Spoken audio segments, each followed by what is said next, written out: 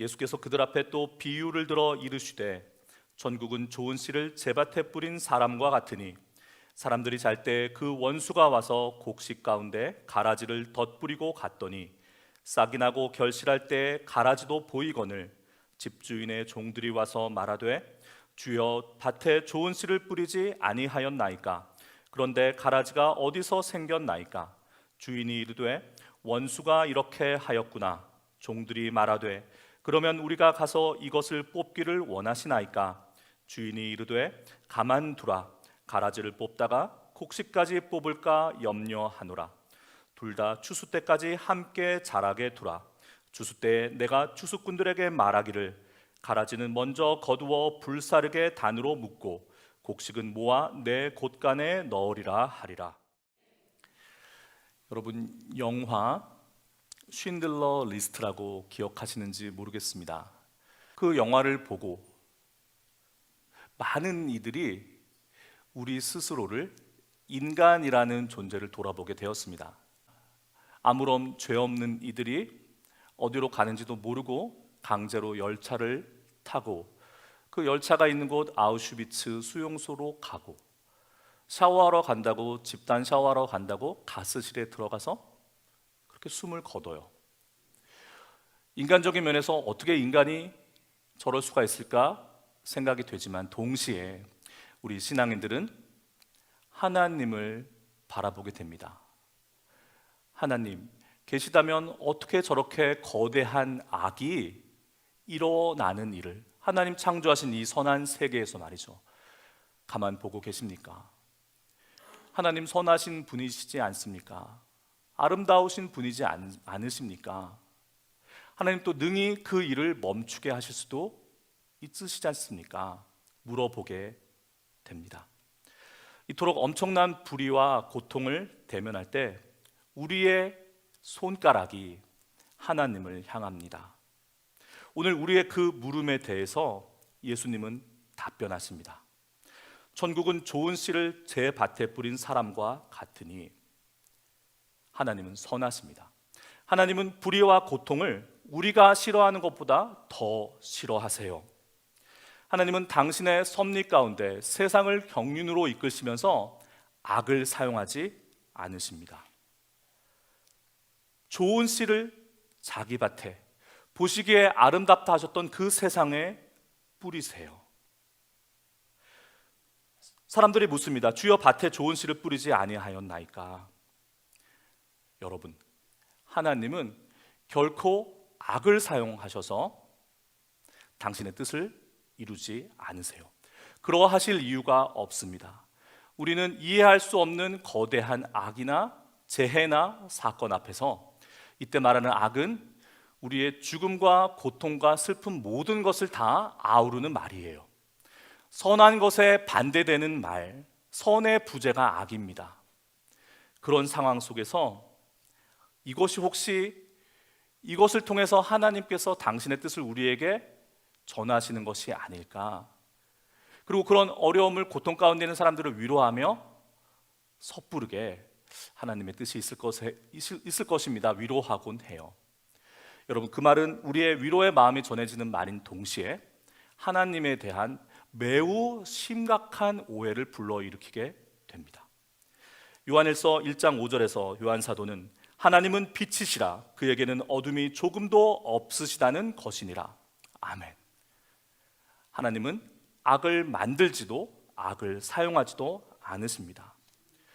제자들이 묻습니다. 그러면 밭에 있는 저 가라지들은 무엇입니까?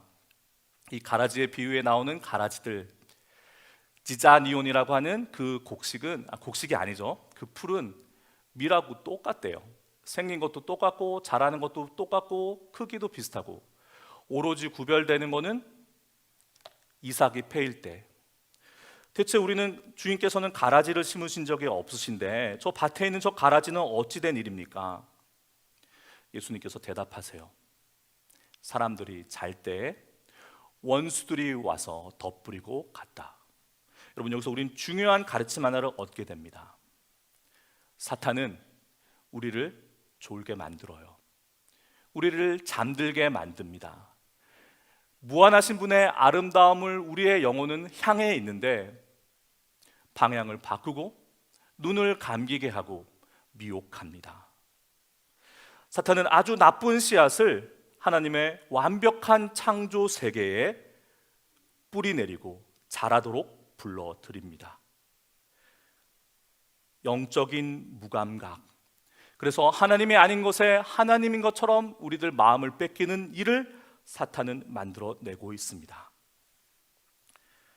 세상의 악은 죽음과 슬픔이 고통이 존재함은 하나님의 무관심 때문이 아닙니다. 무관심이 아니라 하나님의 긍휼하심 때문입니다. 뽑아버릴까요? 라는 제자들에게 주님은 이렇게 말씀하세요. 가만두라. 가라지를 뽑다가 곡식까지 뽑을까 염려하노라. 하나님은 기다리십니다. 사랑은 기다림입니다. 사랑은 오래 참음이에요. 하나님께서는 심판의 날을 미루고 계십니다.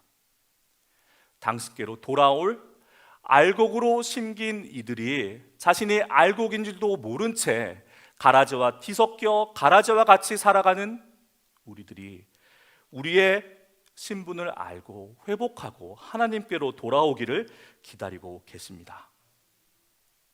한나 아렌트라는 철학자가 있어요. 그러니까 쉰들러 리스트를 이야기하면서 유대인 홀로코스트 이야기를 말씀드렸는데요. 이스라엘이 독립하고 이스라엘 국가가 세워진 다음에 이들이 그 천인 공노할 전쟁 범죄를 일으킨 그 나치의 책임자들을 추적합니다. 모사드라는 그 비밀 정보 기관이 끝까지 추적해요. 그래서 아돌프 아이히만이라는 사람을 남미 아르헨티나의 신분을 위장하고 이름도 바꾸고 살고 있는 그 사람을 찾아내서 예루살렘에 데려와서 법정에 세웁니다. 1년 이상 진행된 그 재판 과정을 이 한나 아렌트라는 유대인이에요. 재판 과정을 모두 지켜본 다음에 책을 쓰는데 그 책이 예루살렘의 아히히만, 부제는 악의 평범성에 대한 보고서입니다. 이 책이 많은 이들을 놀래키게 했어요. 왜냐하면 아히히만은 셰익스피어에 등장하는 맥베스와 같은 악의 화신을 떠올리게 하는 사악함도 없었고 유대인 혐오자도 아니었다. 주변에서 쉽게 볼 수 있는 중년 남성이었다.